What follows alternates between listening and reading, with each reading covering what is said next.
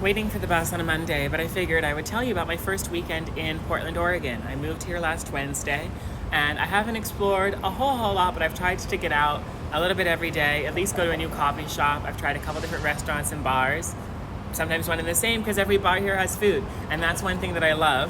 One thing I've definitely noticed. Every single bar has food, and good food at that. So you don't have to worry about, am I going to do dinner here and then go there, or when does the kitchen close at this place or another.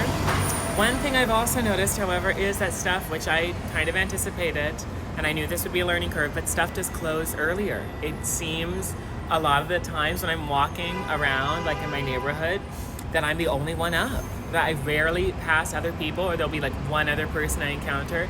And there are places that stay open until 2 or 1 or 1:30, but a lot of it is closing up shop early. I had one Lyft driver tell me this has changed post-COVID. I've had some friends up here say they think it's just because people don't have as much serotonin. I'm not certain, but I've definitely noticed that. I'm anticipating a lot more evenings in for me, as it were. Maybe binging some television shows or catching up on my reading list.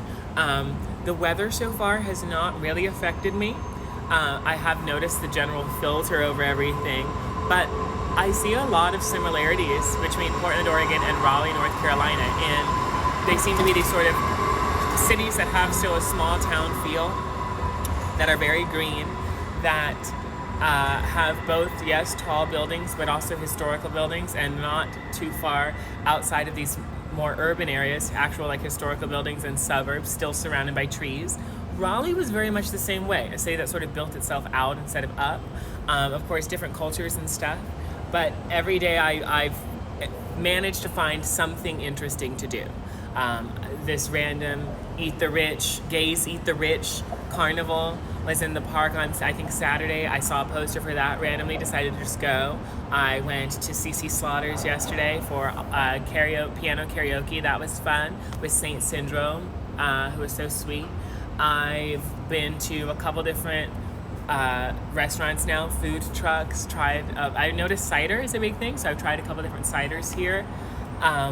Been to Laurelhurst Park, done a bunch of other stuff, but I am slowly feeling my nervous system get accustomed to it. It's a much slower pace here, and I'm excited to see how that manifests in my building community and finding community, maybe more so during the day. I've also been really tired lately, probably just from the move.